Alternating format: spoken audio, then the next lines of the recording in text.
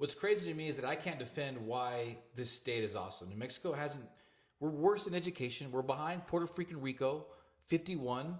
That's super sad. We're worse in child well-being, which if you look into what child well-being means, it's like it goes into all the other issues like, child abuse, starvation, child starvation.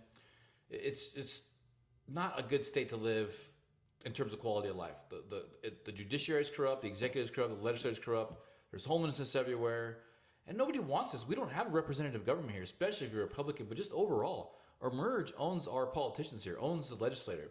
Emerge is a PAC that's from out of country, out of state, a bunch of billionaires that fund Democratic campaigns, and they got them in the appellate court, Supreme Court. They got them county clerks.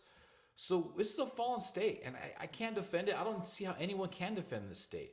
I mean, the history is kind of cool. Like, I've taken New Mexico history, how the conquistadors came up here looking for the lost cities of gold, basically bankrupt the Spanish.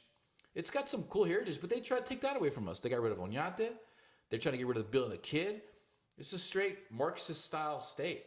And if Trump already found all that corruption with Doge around the country, like massive fraud, they're going to find it here in New Mexico. And I'd be willing to bet that Emerge, who funds these, I don't know for sure, but who funds these campaigns is probably getting some money from USAID. It would make sense because a lot of that money is being wasted, and they did find that money going to funding Democrat campaigns.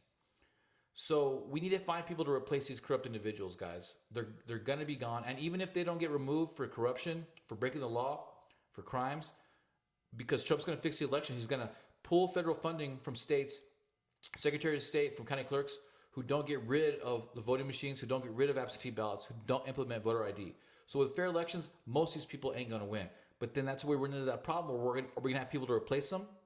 We need you guys to get involved with the Republican Party. We need you guys to support candidates, become a candidate. I need you guys to understand what's really going on here and what's about to go. We need to try to stay ahead of this.